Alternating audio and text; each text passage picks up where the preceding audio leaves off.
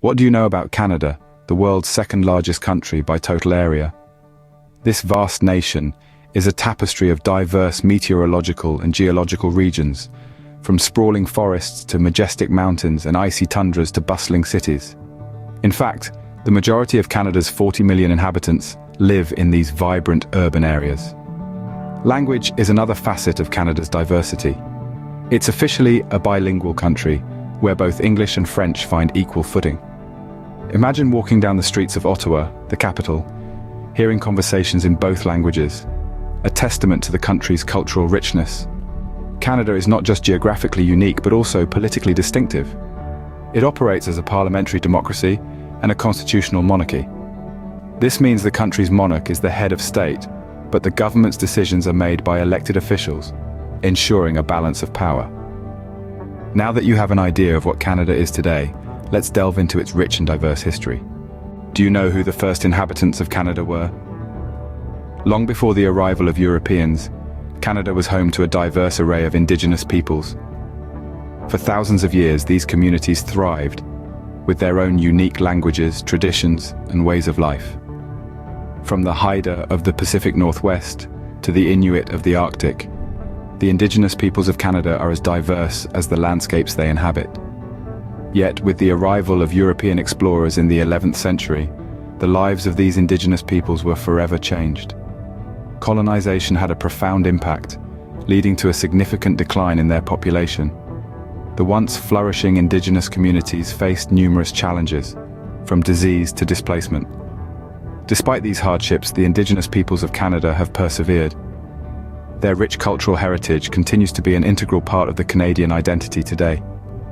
Efforts towards reconciliation and addressing past injustices are ongoing, a testament to the resilience of these communities.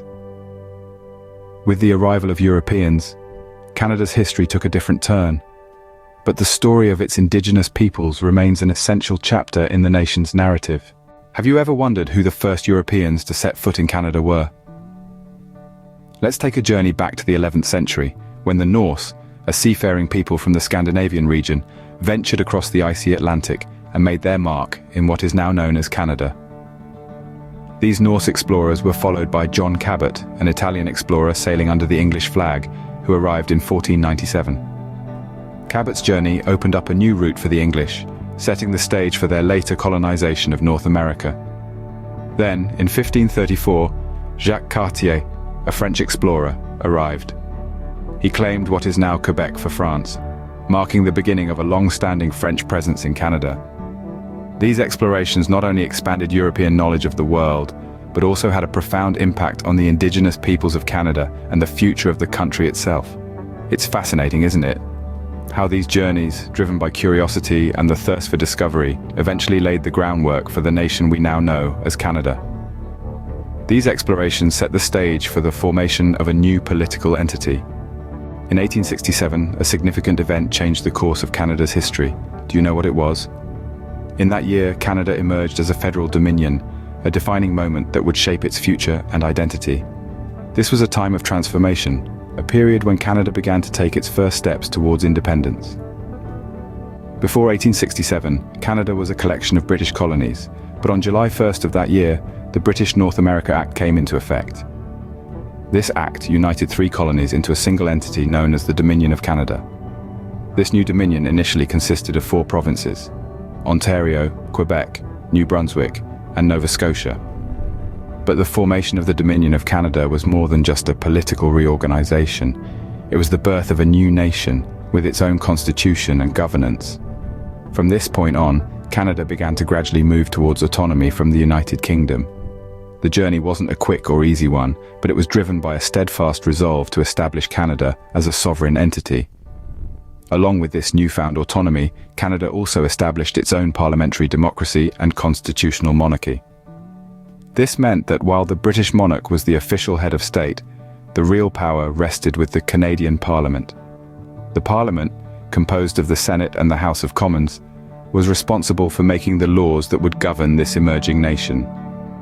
This was a significant step in Canada's evolution, signifying its transition from a set of disparate colonies to a unified and self-governing dominion. It laid the groundwork for the Canada we know today, a country that prides itself on its democratic values and constitutional safeguards. Yet, Canada in 1867 was far from the multicultural, bilingual nation it is today. It was predominantly English-speaking, with French-speaking populations concentrated in Quebec.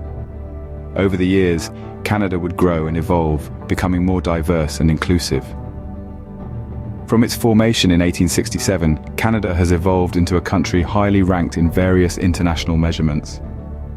Today, it stands as a testament to the power of unity, democracy, and the enduring spirit of its people. Where does Canada stand in the world today? To answer that, let's take a look at Canada's economy, which is a cornerstone of its global standing. It is a robust system that relies heavily on its natural resources and international trade. Its vast expanses of land are rich with minerals, forests, and energy sources, making the country a major player in the global market.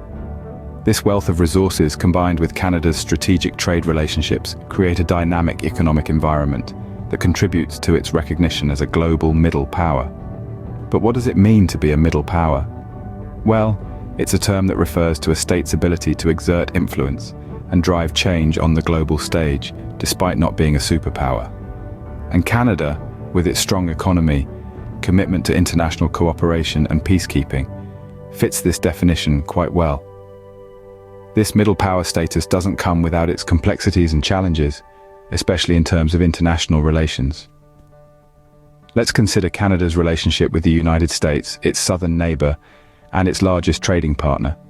This relationship, while generally friendly, is multifaceted and occasionally marked by disagreements, be it over trade policies or environmental issues.